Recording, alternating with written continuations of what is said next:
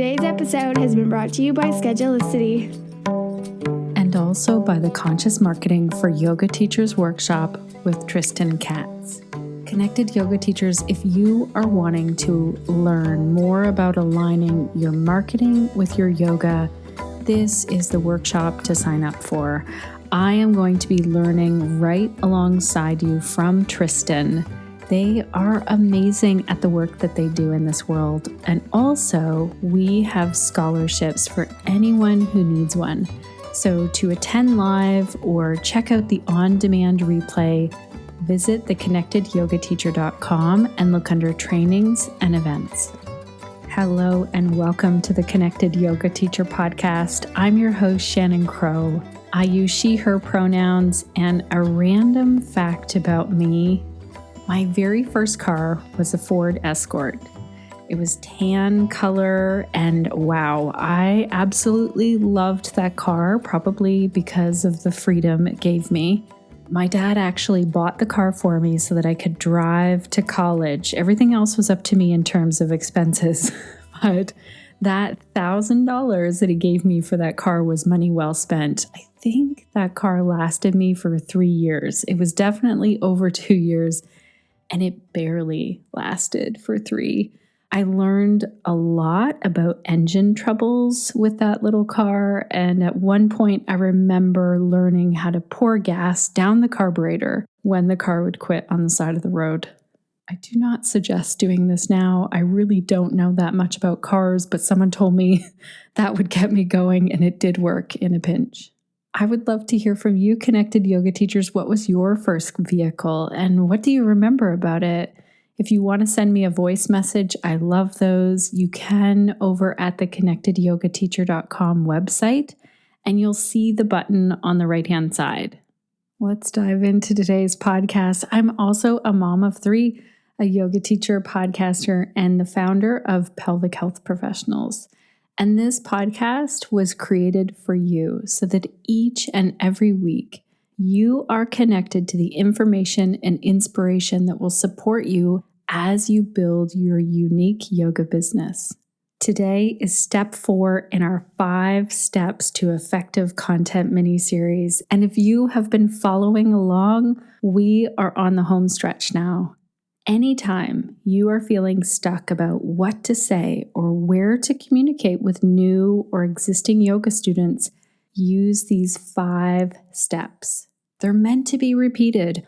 Honestly, I just went back and looked at a social media strategy of my own this week and thought, oh yeah, I forgot this one step in there, and that's where there's this disconnect. And in each of these 5 steps, there is an action step. I lay it out for you. I encourage you to take that action step, even if it's like the messiest thing you can do. That's really the most important thing, that action step. That's how we actually move forward and get results. We could talk about theory of social media or theory of emails and theory of marketing and communication all day long. But really, if you want the results, you need to step forward, even if it's a baby step, take the action step to get the results. If you're diving right in here at part 4, I would say it's going to make the most sense if you go back and start with part 1 of this 5-part mini-series. And just as a quick recap, just to recap where we've been, step 1 was all about when. When are we creating our content? So we laid out that content commitment.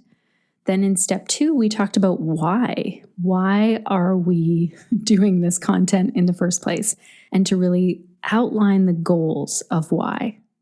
In step 3, where are you sharing your content was last week. And just a reminder, it's only one platform for right now. One place. Remember that for today. It's very important. And step 4 today is how you will deliver that content. So we're going to talk about video, text, audio, or images as the options. And then next week, we're going to talk about a plan so that you can share, schedule, and repurpose your content. Once all of these other foundations are in place, it's going to get easier. If you like to read the notes, we have them over for you at theconnectedyogateacher.com/235 for this episode. And I'm actually thinking about how to compile all of the notes into some kind of a PDF. I haven't done that yet. That really goes along very well with next week's episode in this repurposing. I thought I'm going to put this content out there for all of you in this podcast, and you better believe that I am going to take this and reshare it in different ways on different platforms. But that's for next week, where we talk about our plan and our resharing. This week, today, is all about step 4, how. My question to you is, where do you feel comfortable right now? Video, text, audio, or images? What jumps out at you right away when I say that? And what do you think would be most helpful to the people that you work with? Video is a great way to connect, but if you're hesitating and you're thinking, oh my gosh, I need a fancy camera first, or I need to find a way to edit things and I don't even know about YouTube, I would say, whoa, wait a second. Let's start smaller. Let's think of something that would be easier. For example, if you really thought, I want to try video. I've been doing other things with text and images, and I really want to try video. Start with something simple like a Facebook or an Instagram video where there's no editing, no fancy camera. You just either need your computer or a phone to do it. That's actually how I started doing this podcast. I did not start right with audio. I actually started with something that felt more uncomfortable right away, but it was a quick way before I learned all of the ins and outs of podcasting. It was actually easier to jump on Facebook Live and do a podcast episode each and every week. And I was doing solo episodes then. I was doing live video. I would have my notes with me, and I just threw it out there. And you know what? Some of you who are listening now probably remember those early day videos. Oh my gosh, they're super awkward, but it helped me to get started. So the key right now is to only choose one thing, one way that you are going to share right now. And you can add to this as you go, and it might shift and it might change. You will go back then to step 1, 2, and 3 for each of these additions, or that's going to be the most helpful. That's what I do. So the main action step for today is to decide, how are you going to show up? So last week we chose where, that platform where, but today I want you to choose, is it going to be audio, video, text, or images, or some kind of a combination of a couple of these? Really, you could press pause right now and just do that action step and count it as done. But I want to give you a little more inspiration because we're getting right near the juice of let's create the content. So another key piece of this is to keep all of your content ideas, the brainstorming, the planning, all of the ideas in one location. This might be in a journal or a notebook where you are pen to paper, or it might be on your computer in a Google Doc. It might be in a notes thing on your phone. What is easiest for you? Where can you see all of your notes? The important thing is that you can find it quickly, you can add a note to it, and you can dive in and create your content there. And in order to do that, you have to have marked down your content creation commitment, which was back in step 1. Personally, I love a good Google Doc for this. And I actually just did a live episode where I showed what my Google Doc looks like. I also have a Google Excel spreadsheet that kind of keeps me on track with my call to action and the topic and the date it's being released. So if you want to see that, I'll make sure that we link to the August live that I did. It's a YouTube video. We'll link to that in the show notes. The main thing that I want you to think about today is with step 1, 2, and 3 in mind, what feels like a good fit right now? Where would you be able to start with this without any hesitation? So make sure you write that down if you haven't already. And then let's brainstorm some to get you inspired. So in this moment right now, you might pause the podcast and come back to this part. But if you're ready to grab a pen and a notebook or to grab your computer, let's jot some things down. I'm going to ask you some questions, and these answers probably will get you thinking of that famous question of, what do I post? While you get everything organized, I want to give a shout out to our sponsor, Schedulicity. And I also need to remind myself to tell you about a really special discount code that they've given to all of our listeners. Let's first hear from the team over at Schedulicity.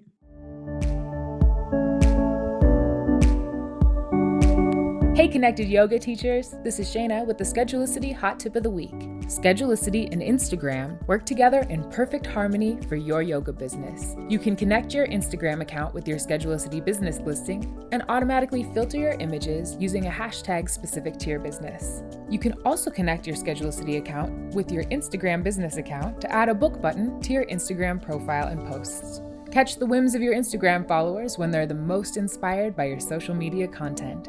For more information, visit essentials.schedulicity.com or inquire at support@schedulicity.com. We'd love to help you get the most out of your online accounts. Thank you so much, Team Schedulicity, for keeping our calendars organized, and also for any of you who currently use Schedulicity, or if you want to try it out, make sure to use our coupon code. It's CYT2 months. So that's for 2 months of free access, and we'll make sure to put this in the show notes as well. Capital letter CYT, as in Connected Yoga Teacher, 2, the number 2, and then months, MONTHS, all caps. CYT 2 months for 2 months of free access. And you can enter this code over at Schedulicity.com, and we always link to Schedulicity in our show notes. You can click on the image, the logo at the bottom of each and every show notes page. Okay, so as I said, Connected Yoga teachers, you can pause this podcast at any point and come back to it when you're looking for content ideas. I know what it feels like to get writing and just to get in the zone, so do not feel bad about pausing and coming back. So here are some questions that might inspire you to think of content to share. So look at step 2 first, your big why. If you are wanting students to sign up for, let's say, your next yoga offering, what can you tell them about it? Where is it happening? Can you share a photo or give a video tour of the space? What do people need to bring with them? Or what props do you have there ready for them? How do they sign up?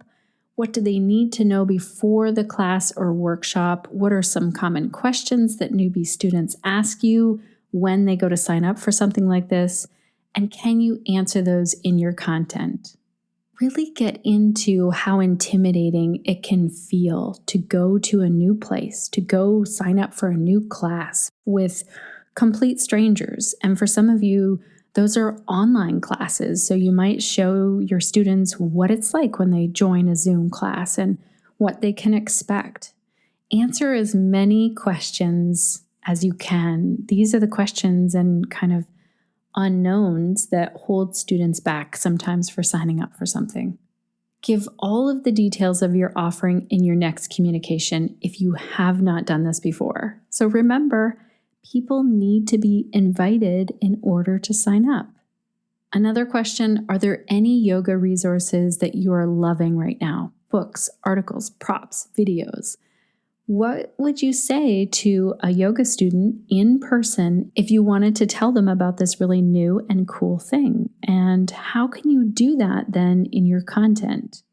Make sure if you're sharing resources that someone else created, that you give them a shout out of thank you. If you're on social media, you can tag them. This helps to build your network, and it's just really nice to give a shout out to the creator of that content in whatever you're sharing. Another way to come up with content is to ask your students for questions. So this might be in class, on social media, or in an email. Wherever you are communicating with students or whenever they have questions that they come to you with or challenges that they're facing, how can you help them? But then jot that down in your content planning or your content creation spot in that journal, in that notebook, on Google Docs to use for future content ideas. So for example, let's say a yoga student comes to you at the beginning of a class and says, I just had a recent knee surgery, and so I'm wondering if you can show me some modifications of different poses. And you take them over to the side of the class and you show them some modifications. You say like, okay, when everyone else is coming into tabletop, you might choose this pose instead or do it with this variation. Or you might be doing that during the class. A lot of you are amazing at offering variations to your students while you're teaching. Those are great content ideas. That way, potential students can see that and say, oh, this person understands what it's like to not be able to do some traditional yoga poses where I'm on my knees. And this teacher really understands what it's like to take care of someone who has had knee surgery. Another question is, what holidays or days of awareness are coming up? Another one to think about as well is, why did you become a yoga teacher? What was your journey like? What was your first class like? Maybe your worst yoga class ever? What benefits do you gain from yoga? Tell your audience about your own experience with yoga, and make sure to also share the real life things like when you really don't feel like rolling out your mat and fitting your own practice in, or when you fall away from doing your own practice at home. What helps you? What do those challenges and struggles feel like for you? Another great thing to share is, what does self-care look like to you? And of course, you all probably know, if you've been listening to the podcast for any length of time, I want to know if your students know about your specialty or your niche. Do they know what you really love to teach? It doesn't mean that you have to say, I only teach to students who are tired parents feeling stressed out. You don't have to do that, but share lots of content for those tired, stressed out parents if that's your specialty or niche. What yoga poses, breath practices, meditation techniques, mantras, mudras, what parts of yoga do you love? Do you really dislike? Or what are the ones that help you with a specific struggle? And that might be that specialty or that niche struggle that your students are dealing with. And what do you hear people complaining about? It can be anyone, but also your students. Let's say a student walks in and says, oh my gosh, do you have something for my sore feet? I have been standing all day at work. Or, wow, it feels great to move. I've been sitting all day. Or, oh my gosh, I'm so glad to be here in class. I might fall asleep because I didn't sleep well last night. Those are the complaints that we all have as humans living in bodies at some point. And so how can you address those and give solutions in your content? Maybe you also share a favorite recipe or life hack. A note on this: please be sure to not be giving nutritional advice if you are not a nutritionist who's trained in eating disorders. We have some podcasts where we cover this issue and why I truly believe that yoga teachers need to stop telling people what to eat. And this brings me to the next point. Can you share some content where you are not afraid to take a stand, like I just did in that whole statement? Some yoga teachers challenge or question me on things like my opinion on nutrition, and I'm okay with this. My content cannot be for every single yoga teacher out there. If yoga teachers want to tell me that they are not comfortable charging or making money with their offerings, they are probably not going to be listeners of this podcast. And that's okay. And I want you to really embrace that. We cannot teach yoga to every single human in the world. We want our yoga students to feel like our way of teaching is such a good fit for them. And this is what sets you apart from other teachers. Think of, the yoga student who might walk up towards you and say, "Oh, I'm looking for like a class with like pumping loud music where we dance around and really get our heart rate up." Is that your yoga class? Or is that someone else's yoga class? And you're like, "Ooh, I know a teacher who fits that, but that's not actually mine. I teach more of a restorative yoga." Do not be afraid to stand out. And in that, it's going to feel like you're saying no to some yoga students. But in that way, you are going to be saying yes to your core group of people who really connect with your offering. And make sure your content tells people so that they know, if they wanted that heart racing loud music class and they come to your content and they see that it's very mellow and it's all about restorative yoga, they're going to know right away. And that way you don't end up in that uncomfortable situation where they're coming to class and expecting something very different. Now, a lot of you have told me that you struggle with consistency, and I want to have a quick conversation about quality versus consistency. I believe that yoga teachers need to create consistent content to get to their best quality content. I believe this as we teach classes, we get better as yoga teachers the more we teach. We can't just create this like high quality class right off the bat the first time we start teaching. And the same is true for your content. So dive in. It might be a little uncomfortable at first. Remember step 1, where you're showing up to create the content. Nowhere along the way here have we said how often you're going to post. What I want you to do is work the muscle of creating the content and then see, okay, how much do I have here? Where am I posting it to? How am I sharing this? And now you should have lots of inspiration around what you could say in your content. 2 other things I want to mention. Can you cut your content up a little bit more than you expected so that you have more posts or more emails? So often I see yoga teachers sit down to write a piece of content, let's say it's an email, and it actually turns into what would be 4 emails. So can you split that up? And that way you can schedule the next 4 emails and they kind of all go together as well. And my last note here is, do you have at least 1 call to action for every 5 posts? Amanda Bond talked about this back in a previous episode. I'll make sure that we link to it in the show notes. Amanda Bond is a Facebook expert and also a yoga teacher, and she talked about the importance of this call to action. And your call to action might be more often, especially if you're sharing something and then you're telling people, come on over and join our Facebook group, or come on over and join my email list, or come and listen to this video or this audio that I created for everyone. Your call to action might be more often. Before I do a quick recap here and remind you about that call to action that I want you to make sure you have done today, I want to give a huge shout out to our entire team over here. Suzanne, who is our audio editor, Crunch, who is our show notes and article writer, Sinead, who's our community support manager, and Erica, our new VA, who is doing all kinds of things behind the scenes, especially with the website and our articles right now.